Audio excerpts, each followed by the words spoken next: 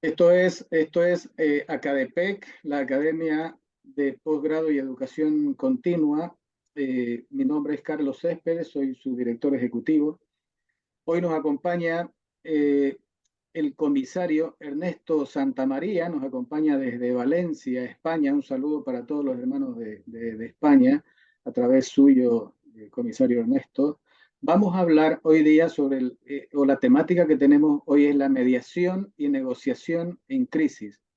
Pero antes de empezar y dándole la bienvenida a Ernesto Santamaría, quisiera que eh, nos indique, nos diga quién es Ernesto Santamaría, para que Buenos todos lo conozcan. días, buenos días a todos, buenas tardes para España, son casi las 18 horas, y yo soy el comisario Ernesto Santamaría Andrade, en retiro activo de la Policía de Buenos Aires. Hace 21 años que vivo en España, soy el presidente fundador de ASCASEP, una asociación de capacitación de seguridad pública y privada registrada en el Ministerio del Interior de España. Soy sheriff en la reserva de Worcester, Massachusetts, y eslabón en la cadena de la paz. Así que, bueno, con eso más o menos nos alcanzamos ya y, y soy instructor y formador de la policía, integrantes de la policía de Europa y América. América, varios países de América y varios países de Europa, entre ellos España, ¿no? Así que, bueno, estoy aquí para hablar con ustedes, que tengan un buen día. Muchísimas gracias, gracias por su presentación. La verdad, es un lujo estar con usted, comisario Ernesto, un lujo. Hoy vamos a hablar sobre la mediación y negociación en crisis. Eh, Mi primer pregunta, a ver, comisario, ¿cuáles son las principales habilidades que un mediador debe tener para manejar una situación compleja, una situación en crisis, justamente? Bien. Primero tenemos que diferenciar lo que es mediación de negociación. Mediación es lo que hacemos todos los policías eh, cuando hay inconvenientes en la vecindad y van a denunciar a un vecino por problemas casi domésticos, entonces el policía media entre los dos para solucionar un problema. La negociación es cuando nos encontramos ante una crisis, un conflicto grave, donde una o más personas se encuentran privadas de la libertad por un captor que a partir de ahí se convierte en un rehenador y rehén la víctima. Ahí sí somos negociadores. Un negociador tiene que tener empatía, tiene que tener un dominio de sí mismo, tiene que saber sus limitaciones, tiene que tener una formación básica en psicología, tiene que tener una formación en operaciones tácticas de los grupos especiales, y tiene que tener una preparación para poder saber diferenciar su vida privada del trabajo. Es decir, no traer su vida privada a su trabajo, porque supongamos que venga enojado por cualquier inconveniente que tiene en su casa y ya arranca maldiciendo al delincuente, ¿no? Y eso es malo, es muy malo. Y tiene que tener un dominio y una concentración y saber manejar la situación bajo mucho estrés. Ese es un negociador. Y comisario Ernesto, ¿y cómo se tiene que preparar un mediador para enfrentar una crisis inesperada? El negociador, bueno, volvemos a lo mismo, ¿no? Estamos hablando de negociador que es más profunda la formación que de un mediador. Ujú. ¿Por qué? Porque el negociador está defendiendo situaciones extremas donde corre peligro la vida de varias personas, ¿no? Entonces, esa persona debe formarse, ¿no? Esa era la pregunta, ¿no? ¿Cómo debe formarse? Era. Bien, Exacto. bien. Esa persona debe formarse con conocimientos, como dije hoy, sobre psicología para saber cómo abordar en ese momento al delincuente, cuál es la mejor forma de lograr la empatía, eh, saber hacerle un perfil psicológico para ubicarlo y encasillarlo de cómo es, y uno debe entrenarse sobre derecho penal, sobre psicología. ¿Por qué derecho penal? Porque no sea cosa que querramos dar concesiones que son ilegales. Entonces debemos saber nuestra limitación legal. Y saber manejar la dialéctica y lograr empatía. Todo eso lo debemos aprender, además de la parte táctica, porque el negociador, existe el negociador táctico. ¿Quién es el negociador táctico? El hombre que prepara todo y mientras negocia, los grupos tácticos sorprenden a los delincuentes. ¿Por qué se llega a eso? Porque ya el negociador sabe que no puede haber una solución negociada, sino que tiene que ser una solución táctica, por fuerza mayor, para evitar muertes por parte de los rehenes. ¿Ok? Sí, comisario, ¿qué diferencia existe entre negociar y mediar? Negociar son situaciones extremas. Por ejemplo, llega la policía, ¿no?, a un lugar y tienen tomado unos rehenes. Así sean con navaja en el cuello, es una toma de rehenes. ¿Por qué? ¿Qué es una toma de rehenes? Es cuando una o más personas, mediante amenaza de muerte sobre otras, tratan de que la policía haga lo que ellos quieren. Por ejemplo, escaparse, dejarse llevar el dinero, irse con rehenes, Ujú. todo eso. Y la mediación no, la mediación también requiere un poco de habilidad, ¿no? Por supuesto. Pero son situaciones menos caóticas, menos extremas que una negociación. La mediación es decirle, mire, usted de ahora en más hace tal cosa y usted, el otro vecino, hace tal otra y llegan a un acuerdo porque si no, eso va a ser una escalada y va a haber un problema más grave que una simple discusión.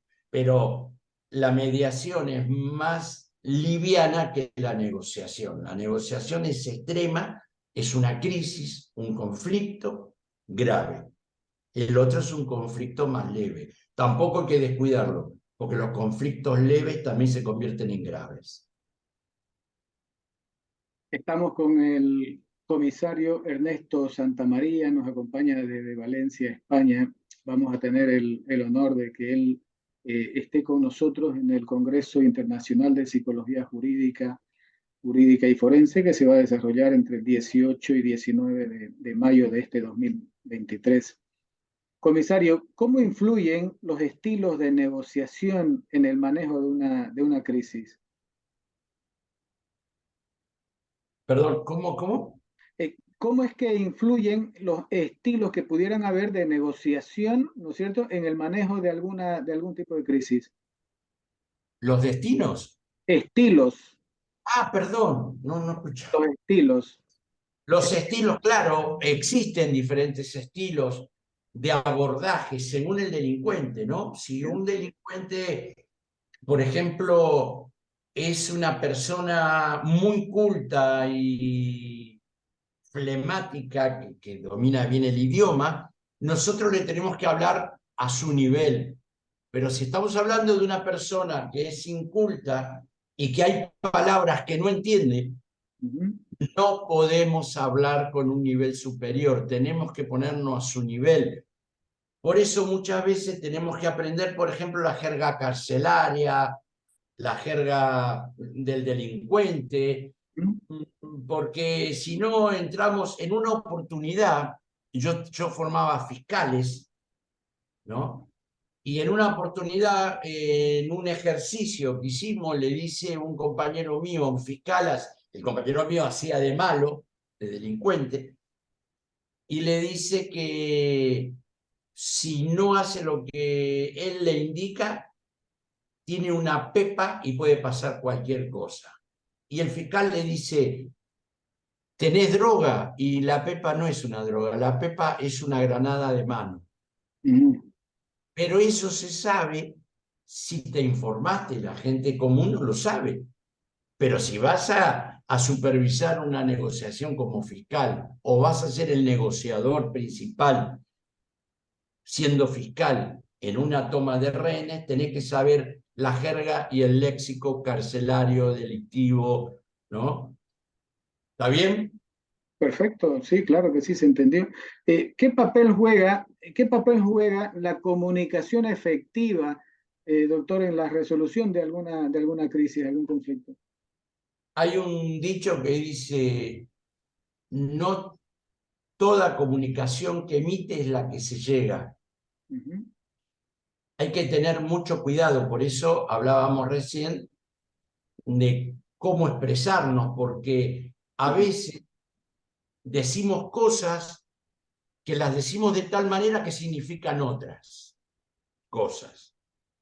Tenemos que aprender a ser claros y cortos. Supongamos, cada vez que estamos negociando, lo que hacemos es dejar que hable la otra parte, no interrumpirlo.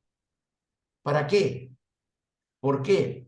Porque el delincuente se desahoga. Fíjense ustedes que cuando llega la policía, el delincuente también sufre un estrés.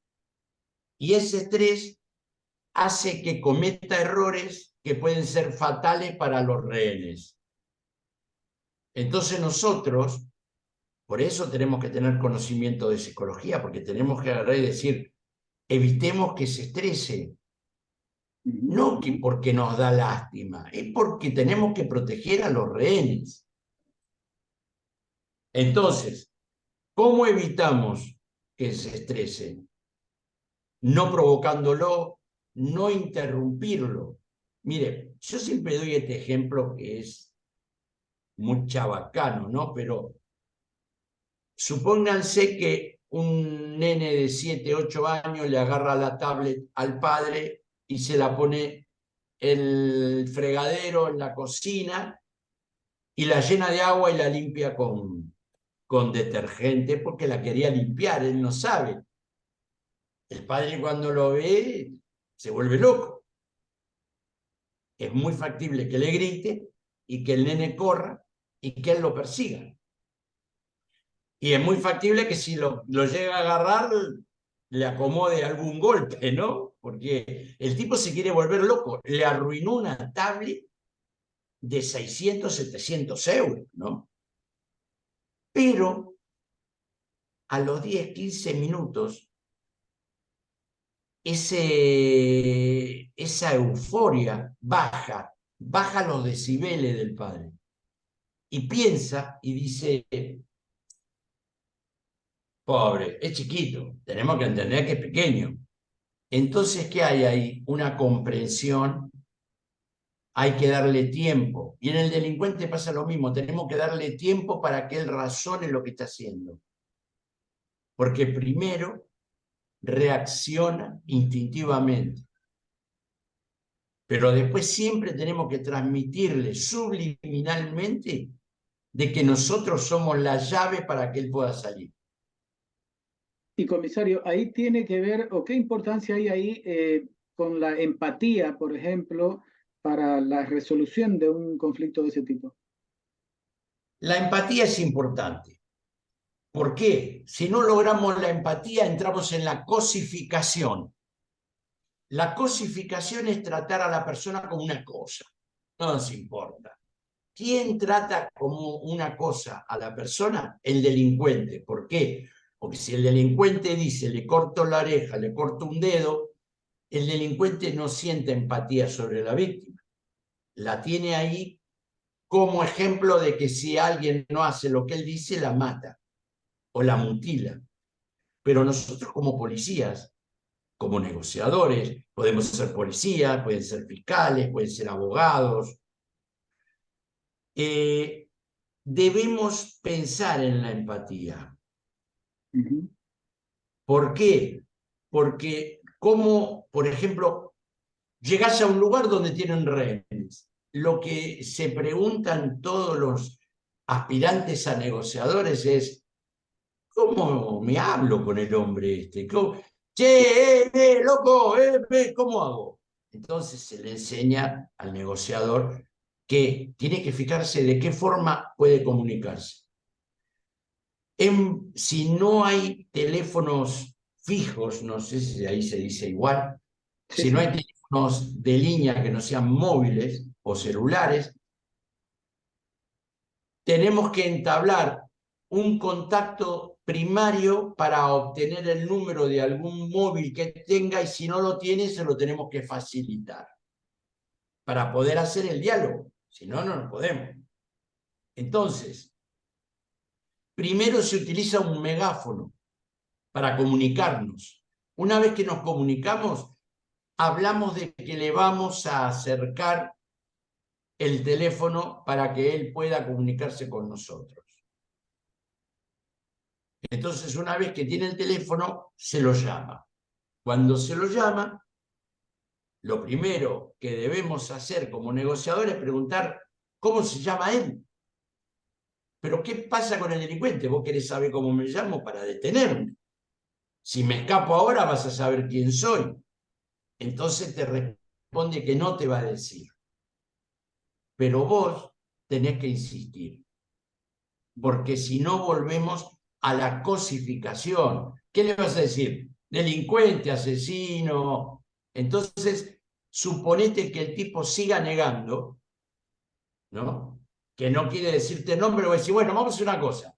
A partir de ahora yo te voy a llamar Pedro.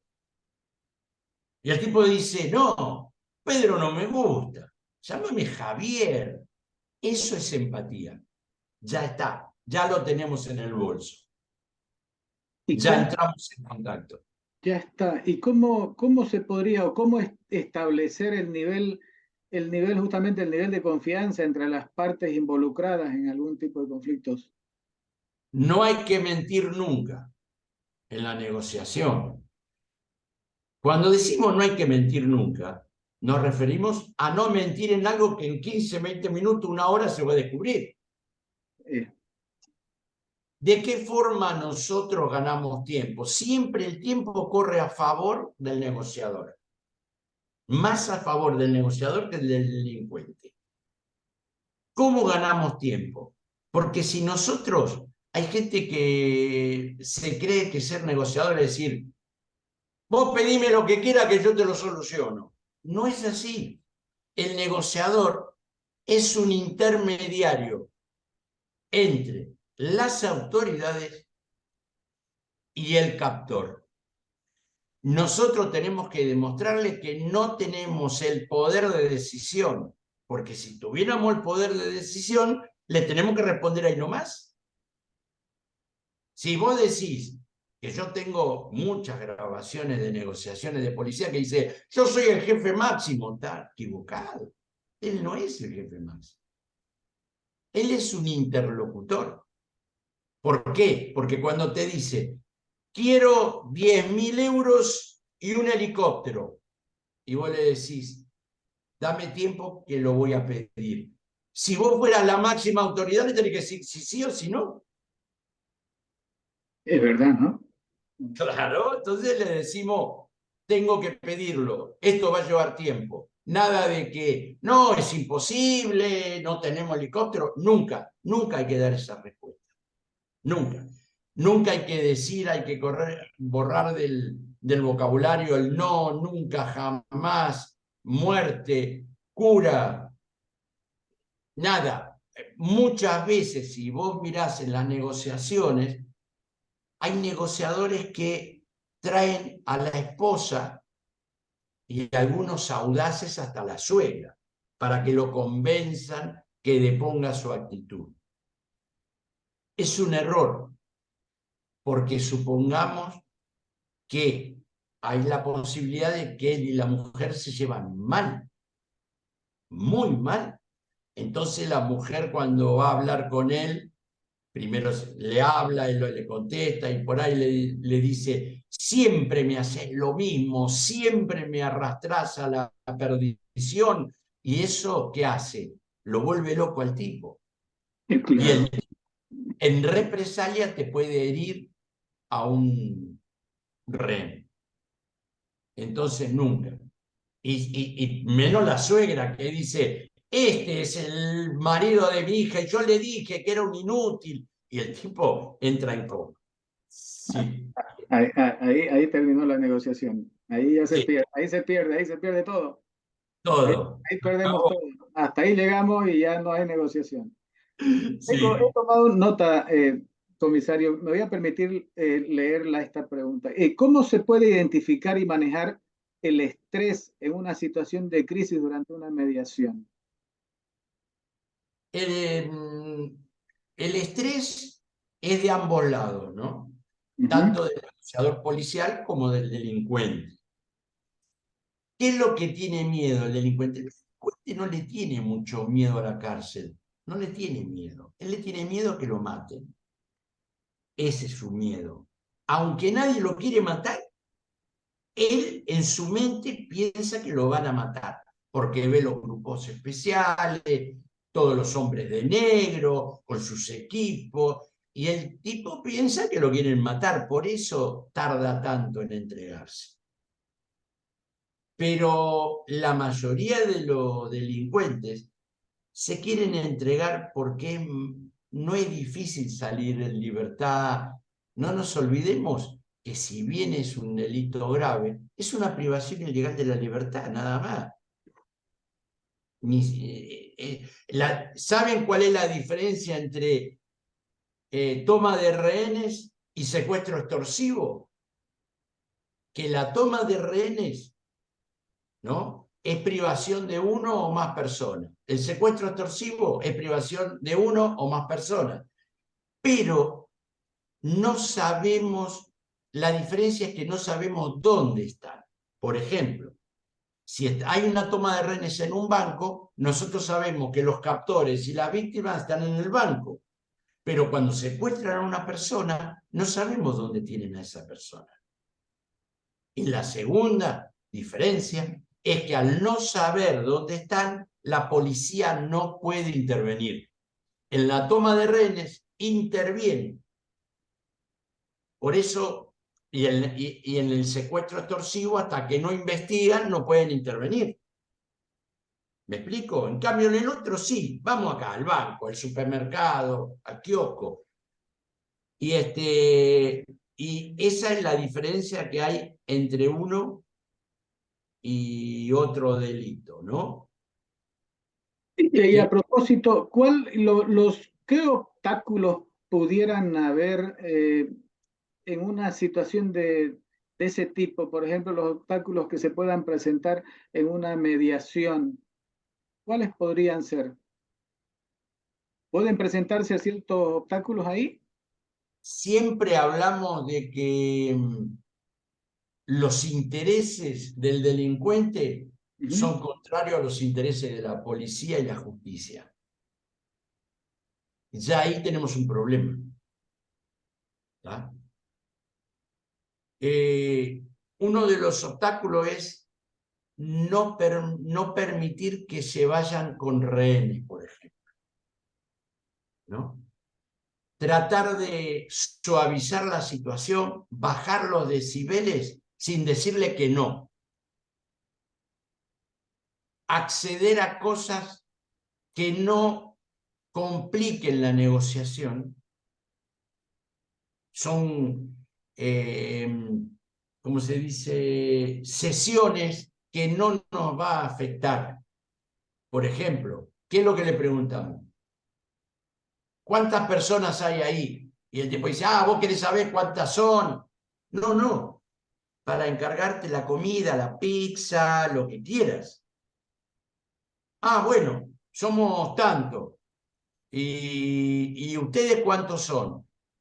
Nosotros somos 4 más. Y ya empezás a sacar información de cuántos son los captores, cuántos son las víctimas. ¿Por qué? Porque si llega a haber un asalto táctico, ellos saben a cuánto cada uno de los integrantes del grupo táctico saben con cuántos enemigos se pueden encontrar. No hay que contradecirlo nunca al delincuente. No hay que contradecirlo. Hay que tranquilizarlo. No hay que ser condescendiente. ¿Cuál es una contra? Que sea drogadicto. ¿Por qué? Porque el drogadicto que esté con abstinencia o pasado de droga, cualquiera de las dos sirve, no comprende bien lo que uno le dice. En esa situación se complicaría mucho más, ¿no? Se complica mucho más, cuando son alcohólicos también. Pero el ejemplo sería, es decir, las condiciones para esto, por ejemplo, en el hecho de que sea o es drogadicto o es un alcohólico dependiente, por ejemplo, ¿la dificultad sería la misma o hay alguna diferencia ahí? No, no, de cualquier manera se empeora la situación con cualquiera de los dos. ¿Por qué? Porque no es difícil que uno diga, mi compañero está con la abstinencia, necesito marihuana, droga, necesito droga. Nosotros no le podemos facilitar la droga, pero un juez puede ordenarlo. Un juez puede ordenarlo. Y se busca la mejor manera. Pero y eso sería una situación diferente, ¿no? Ya sería llegar a otro nivel. Vos fijate, hay cosas que no le podemos conceder. Claro. Pero te agarra un rehén, le mete un tiro en la cabeza y te agarra el segundo rehén para matarlo, vos le das hasta a tu hermana. Le das. No podés, tenés que utilizar la mente de cómo hacer que no mate más y no darle todo lo que pide. Hay, por ejemplo, hay uno que se llama los distintos estilos, el frente ruso, el desenlace. Hay distintos estilos, ¿viste? De negociación, el bueno y el malo. Porque cuando uno negocia, está el negociador principal y el negociador secundario. ¿Por qué? Porque pueden pasar dos cosas, que el negociador principal discuta con el delincuente por cualquier cosa y el delincuente diga, no quiero hablar más con vos. Entonces retiramos al principal y ponemos el secundario, pero el secundario estuvo escuchando siempre, tuvo una escucha activa, enterándose de lo que decía el delincuente y lo que decía su compañero, el primario, para no volver a cometer el mismo error. Algo lo sacó de quicio el delincuente, no hay que volver a hacerlo.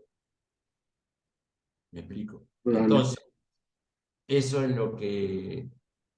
por eso decimos que, cuando hablamos recién de una de las cosas que debe tener un negociador, que es empatía, tiene que tener liderazgo, porque si no lo sigue nadie, sus compañeros lo van a dejar solo.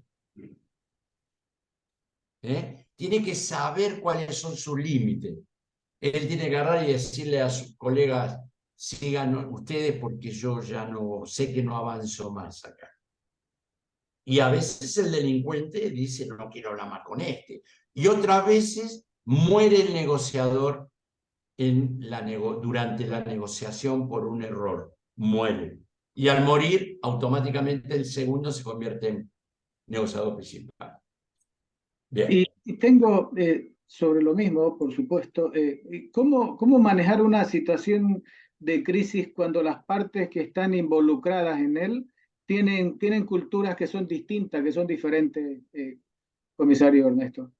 Ahí hay que tener mucho cuidado con las expresiones, ¿no? Porque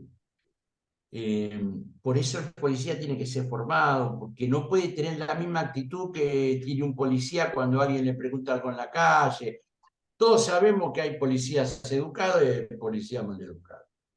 El 90% son educados, pero ¿quiénes son los que sobresalen? Los mal educados. Vos siempre te acordás del que te trató mal, nunca te acordás del que te trató bien. Entonces, ¿qué pasa? Vos parás en una esquina y le decís a un policía que está parado ahí, parás ahí en doble fila y decís, ¿me puede decir cuál es la calle tal? Y el tipo dice, que salga de acá, desapareja de acá, ese hombre de negociador, nada, porque ese estoy seguro que va y le dice, mata a todos los que quieras, no son ni amigos míos, no los conozco, no me crié con ellos, a mí no me vas a asustar. ¿Por qué? Porque va a decir cosas que al no tener la formación, van a decir cosas que a él se le aparecen que pueden llegar a ser buenas. Y cuando negociamos, tenemos dos opciones. Negociar jugando a la ruleta. ¿La ruleta cómo es? Girás, apostás números, y si tenés suerte te sale el número. Si no tenés suerte no te sale el número. Y cuando vos negociás como la ruleta, te puede salir bien aunque hayas hecho todo mal. Pero eso es suerte. Eso es suerte. ¿Qué va a pasar? No lo tomes como un sistema porque eso ha sido suerte. Y el negociador debe jugar al ajedrez. Cada movimiento debe estar pensado. Debe adelantarse al movimiento del delincuente. Saber qué ficha puede arriesgar, qué es lo que puede sacrificar y pensar en el final de la partida. No se puede dejar todo deliberado al azar. No podemos decir, bueno, a ver si tenemos suerte con esto. No, eso no es suerte, es profesionalidad. Y no obstante eso, no obstante hacerlo profesionalmente, no siempre aseguramos que nos va a ir bien. Para ir terminando, tengo una última pregunta, que ya estamos con el tiempo bastante cortito, comisario Ernesto. ¿Se podría saber el desenlace final en un conflicto? No, nosotros no tenemos la bola de cristal. Somos profesionales. No debemos especular. Debemos reaccionar a lo que va pasando, ¿no? Entonces, podemos llegar a estimar que va a tener un mal desenlace por el diálogo y la conversación y el contacto que hemos tenido con los captores. Por ejemplo, durante la negociación hay indicadores de violencia inminente y hay indicadores de que todo va bien. Un indicador de violencia inminente es que un delincuente haga que negocie un rehén. ¿Por qué es violencia inminente? Porque no nos permite hacer el perfil psicológico del delincuente, por su forma de hablar, por su forma de caminar, porque al que le estamos haciendo el perfil es a la víctima. Y no nos va a servir para reaccionar con él, para saber cómo lo tenemos que tratar. Y algo que nos da indicaciones de que todo va bien es cuando hablas de cosas que no tienen nada que ver con la libertad de la víctima, con la toma de rehenes, con nada. Nada. También debemos evitar decir rehenes, sino personas. Debemos evitar, por ejemplo, ha pasado de que ha habido un asalto en un banco, llegan los policías y el primer policía que entra al banco recibe un escopetazo y muere. Irán y muere. No le podemos decir al delincuente, mataste a un compañero, vas a ver la que te va a pasar, porque no. Nosotros tenemos que detenerlo y así no lo vamos a detener nunca. Si él dice, yo ya estoy jugado porque maté a un policía, tenés que decirle, no, no lo mataste. Está vivo todavía. Está en terapia intensiva, pero vivo. Y el tipo dice, sí, claro. Entonces ya cambia la posición, porque el tipo dice, como yo ya maté, ya no tengo solución, pero si no maté, y cambia la opción. Por eso nunca debemos agravar la situación. Le tenemos que infundir al delincuente tranquilidad. Hay una figura que se llama